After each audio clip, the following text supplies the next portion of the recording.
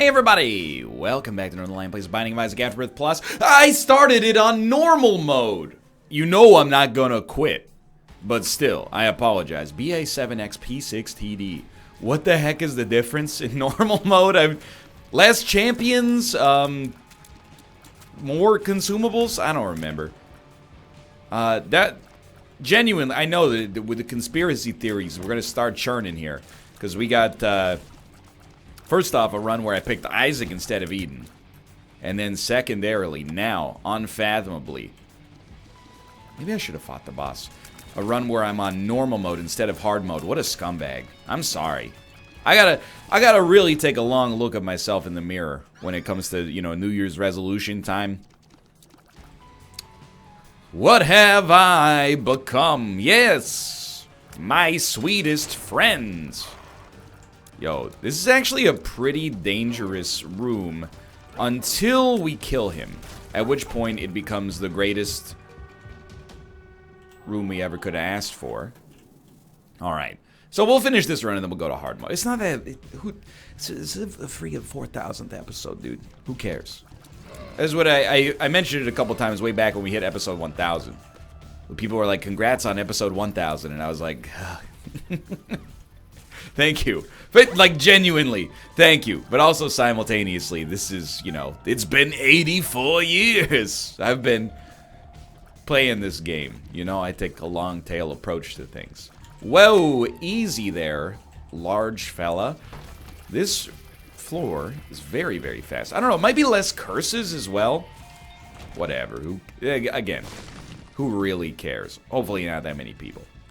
You can always subtract 1 or 2 from the streak, depending on your perspective, if you so choose. Hey, baby, hook me up with the... Okay, that'll work.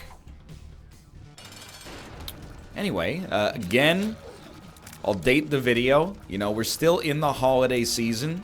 We're in that awkward period between Christmas Day and New Year's Day, where you never really know if anything's open.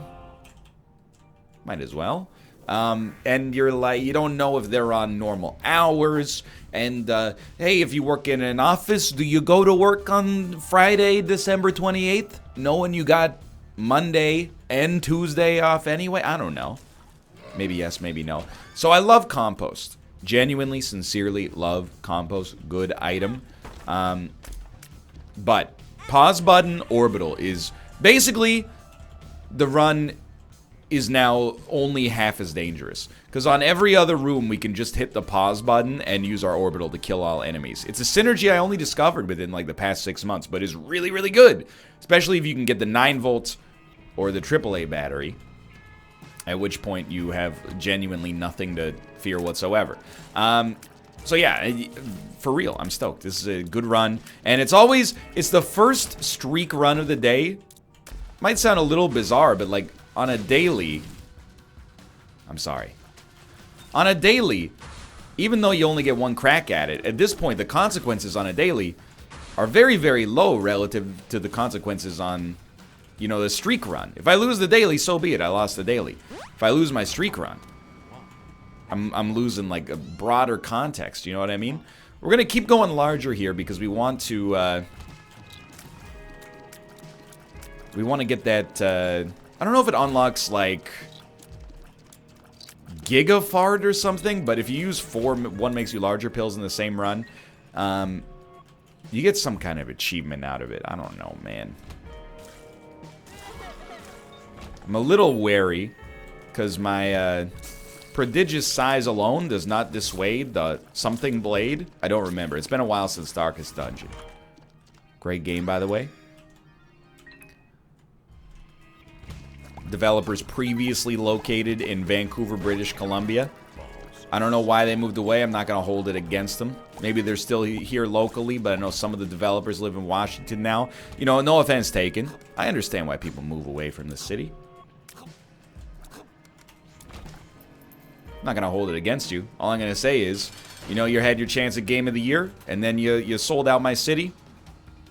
I'm withholding that from you. Some people might say that's petty, and that sort of pettiness induces a little bit of... It calls into question my credibility as a game critic. I'm sorry to say that if the physical location of the developers calls into, in me docking some points over that, calls it into question, well then, with God as my witness, I thought turkeys can fly. I'm obviously being facetious is what I'm trying to say, but also referencing the classic 1980s/70s television program WKRP in Cincinnati. What could be more engaging than a 3-camera television sitcom about life in an Ohio radio station? If that's not entertainment, I don't know what is.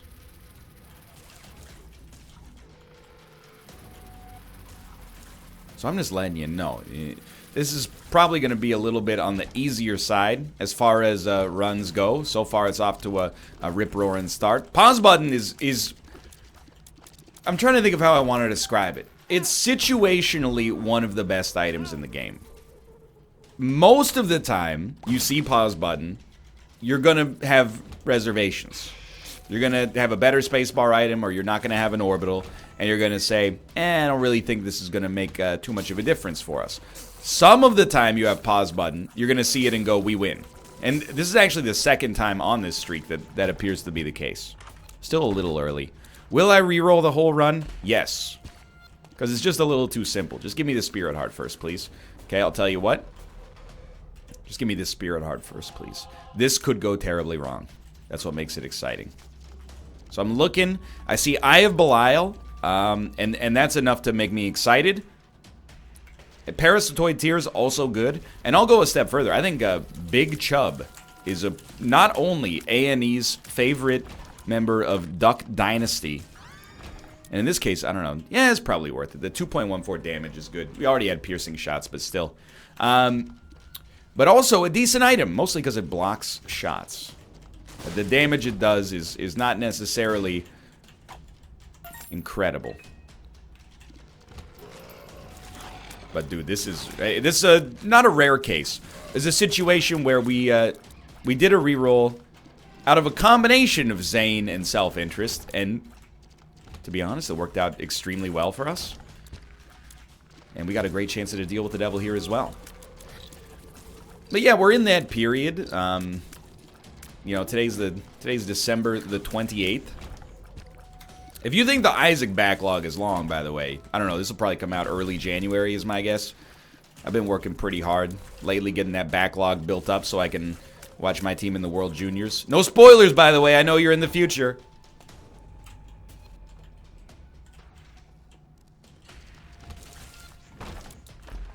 You should see the Slay the Spire backlog. I haven't recorded a Spire episode in like 8 days. And yet, the Spire episodes that are going up on YouTube are literally from, like, I don't know, maybe 2 weeks ago. We're lucky, or I'm lucky, I should say, that, you know, neither game at this point in its lifespan, people, for the most part, aren't like, you know, this is outdated content. They do patch Slay the Spire every week, but it's, like, very modest changes at this point, because the game's getting ready for, full release. I'm not stoked that we have the Bible as an item, but I mean, we can make it work. By the way, I'm telling you right now, it's possible that Slay the Spire will not be my game of the year 2019, but I don't think I've ever had a situation where I've been so confident that a game will be my game of the year. And I understand, by the way, that you might say that's something that legitimately undermines your credibility, which is why I don't consider myself a critic in the first place. I'm a member of the enthusiast press. I'm the dude reviewing Funko Pops, not the dude going, hey, Funko, you're using Type 6 vinyl in these figures. You used to use Type 4, which stands up to the rigors of ultraviolet radiation better, okay? Where was I going? I forgot what I was saying.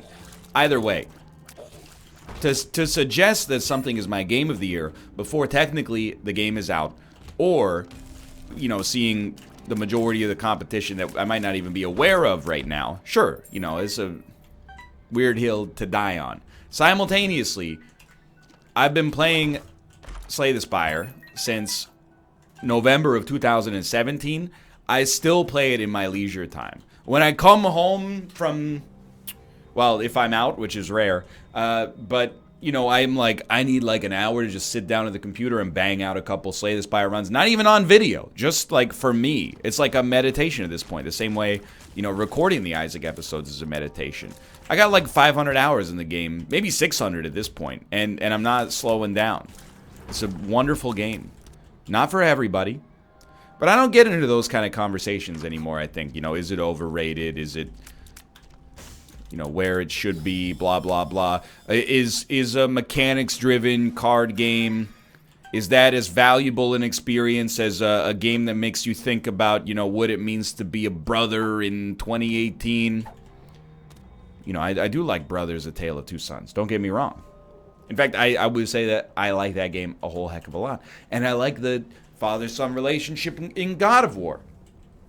And even though I didn't finish the game, is on my list of things to do, the way that Celeste uses game mechanics as a way to, you know, explore the relationship between challenge and mental illness is awesome. But at the same time, your boy recognizes on an intellectual level those games of, you know, they're very impressive works. But simultaneously, there's nothing like the feeling of getting a double tap immolate, fighting the 3 obelisks and turning that into a one-turn KO where you pick up a dead branch, next shop has corruption, ipso facto you've won the run. It's a dream come true. Let's move along here. I come by it honestly. You know, I tweeted, you know, what were my 4 favorite games of 2018? I might be forgetting some. I didn't really take an exhaustive look, but off the top of my head, I'll tell you. They're all mechanics driven, by the way, I think. Maybe you could say God of War is more narrative driven, but the reason I like God of War is more for the combat mechanics than it is for the narrative in the first place. It's just that both are so good. That it makes you gotta recognize it one way or the other. Thank you. 1, Smash Ultimate. I don't care at all about World of Light. I've been playing online, as I've mentioned 1,000 times. My George St. Pierre, don't at me, is 1.4 million with Donkey Kong right now. I will play you once. If I beat you, I leave. If you beat me handily, no rematch. If you beat me and it's close, I might give you a rematch. But I'll tell you, I'm probably an infuriating person to be in a lobby with. Because if you beat me once, and then we rematch, and I beat you, I leave. And I stand by that. I don't want to do a rubber match. It's called double or nothing. Not, you know, double or, you know, we do a third one with that really settles it, you know? So we do double or nothing. Either you're going to 2-0 me or you're going to 1-1 me. I'm not in the interest of doing these best of threes. I'm in the interest of winning when I shouldn't win and then running away having won the series 1-0. So if you ever queue up in Smash Bros. Oh my god, we are going way too fast. That's normal mode for you. Maybe? If you ever queue up in Smash Bros. And you see Ryan playing as Donkey Kong, you best win that, you know, best of 1. Don't expect the rematch. Well, you know, here's the thing. I don't want... Dude, Tiny Plant might actually be good, but I can't justify it. I thought about taking number 1. We could really use the rate of fire increase. But here's what happened in my head, okay? In my head, I went, we've gone so fast, we should do boss rush just to get the item that we need, even though it does come with a range downgrade that could be catastrophic, and also slow us down. Then I said to myself, how many runs have you lost due to self-sabotage? How many times have you, you know, been like, I should probably slow down on this one, and then you instead of just going slow, dummy, you end up doing something like, I should fight the Hush fight. We're at Hush with only 22 minutes into the run. And then you fight Hush and you either die or inhibit yourself so much on the fight that you die soon after. I'm not saying the only reason I lose is because of self-sabotage. But a lot of my losses have come down to self-sabotage. There's like a recurring theme, at least of runs that like interrupt a streak.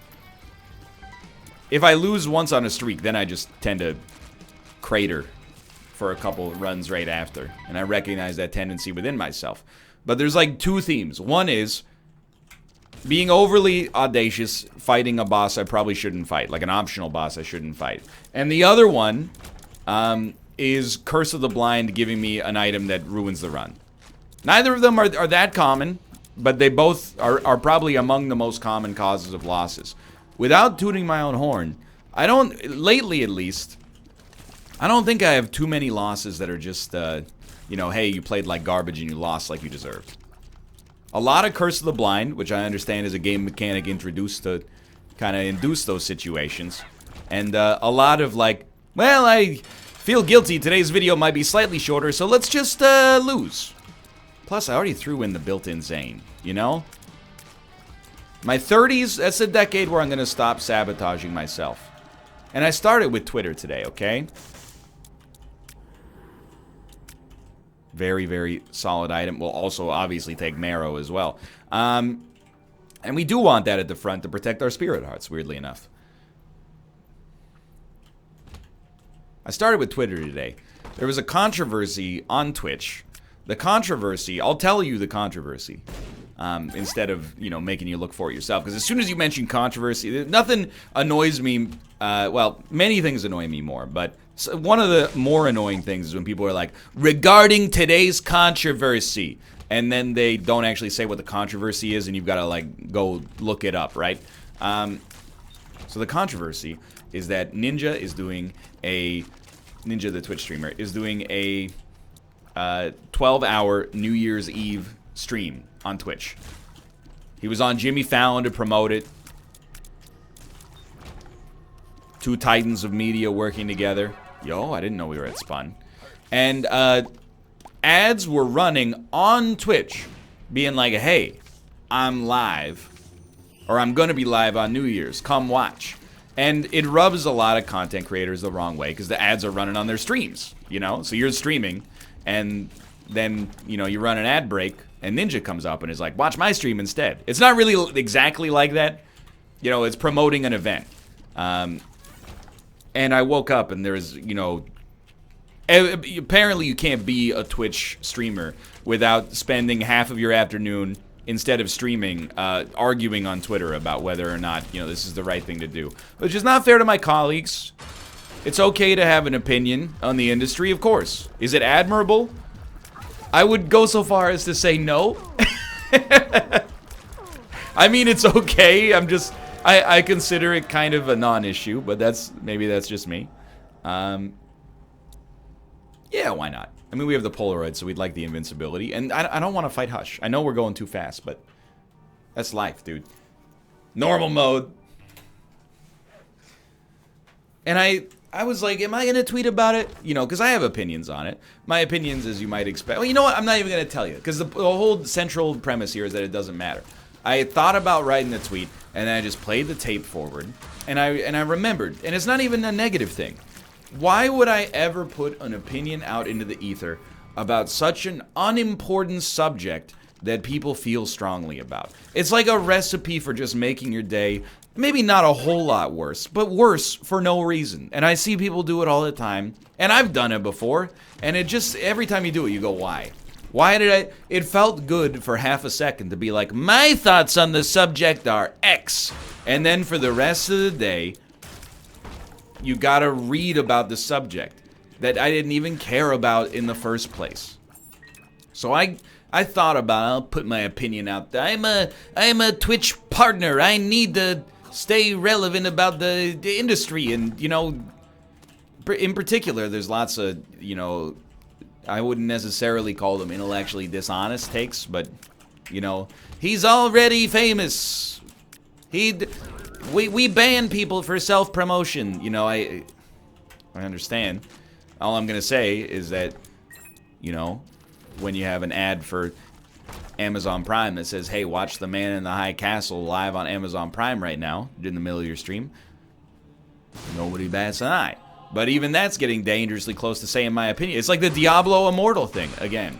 It's like, you know, I think school has done us a disservice in the sense that it's like, you know, if you gotta express your opinion. Sometimes, and I'm here to tell you, okay? I consider myself, you know, a good citizen. I'm active in my community. I have opinions about things, and, you know, in our Discord for the NLSS, the people involved in the show at least, we talk about Twitch issues, we talk about real issues all the time, and I'm very passionate in there. But I don't need to tell 118,000 people how I feel about this. That's okay. Well, probably like, you know, 98,000 people and then 20,000 bots who have just a random string of alphanumeric names, and anytime I make a tweet, I'm like, I'm at the grocery store. I'm sure you guys have them as well, but, you know, I get these replies to my tweets. It comes in waves, and actually there was a long period for maybe about 2 years where I was getting no sex bot tweets. And I was like, this is the way the internet could be. But now they're kind of back, and, you know, every tweet or every 10th tweet is like, hey, I am a cute girl who wants you to see me naked. And then I'm like, no, you don't. First off, I'm a happily married man. But secondly, anybody that gets duped by this has got to be a friggin' idiot. You know, that's not how that works. I don't know, I guess it's kind of sad that people get duped by it, but I always just think, like, there's like a 55-year-old dude in Canton, Ohio. It's like, hey, guess what, Mom? I know you said I'd never amount to anything, but this 19-year-old Ukrainian girl who talks like an algorithm says she wants me to see her naked. Who's laughing now, Mom? Anyway, they especially don't need to be subjected to that. They got other fish to fry. Like trying to dupe people into giving them Litecoin. I don't know how it works, to be honest. It's a whole shadow industry I'm unfamiliar with. Regardless. And you might, we're all part of the problem. You know, there's an old, it's not an old expression. There's a common line of reasoning, I think, that whenever you hear someone say they hate drama, very likely to be like the most drama-hungry person you know. Let me give you an example, and this is not actually insulting. And I'm prefacing it with that by saying, because it's about a friend of ours. Here's a good counterexample, actually. Dan Giesling. The dude hates drama, and I'm the same way, when it's related to him, but has a voracious appetite for it when it's related to other people. I agree 1,000%. I don't hate drama, necessarily. I just don't want to create any drama myself. When there's drama related to other people, I'm like, oh, I gotta see how it's... I gotta see, like, what the consensus is on this right now. But I will say, whenever I hear people say I hate drama, what I hear in my head is, I love drama. Whenever I hear people say I like drama, I'm like, there's an honest person who probably tries to keep their nose clean. I'm not getting in there, like, trying to create drama at all. Enough gets created to satisfy my appetite on a regular basis. Inevitably, there's always a streamer that says something ridiculous or does something ridiculous, or, you know, a YouTuber goes to Japan and the rest is history. Anyway, where was I going with this? For now, thanks for watching. Hope you guys have enjoyed the episode. If you did, click the like button. Helps out a great deal. We'll do hard mode, obviously, next time. This was a little bit too easy and a short one, but what I was going to say is you don't need to know my opinion on the issue, because you know why? As of the time of this video, it's already in the past, and beyond that, I might be one of the few streamers who says it. I'm an idiot. I have a bachelor's degree that's worth almost nothing. I go to school now. I further my education. I'm well-read, literate. I try to improve myself. I'm still dumb. And this is my industry, and I'm still telling you, you shouldn't care about what Cloud Strife 93 says about this, okay? There's so much more important stuff in life. That's my opinion about opinions. Either way, thanks for watching. Hope you've enjoyed the episode, and again, thanks for watching. Follow me on Twitch if you want to watch my New Year's Eve celebration. And of course, subscribe and click the like button if you enjoyed the video. But for now, thanks for watching, and I'll see you next time. See ya!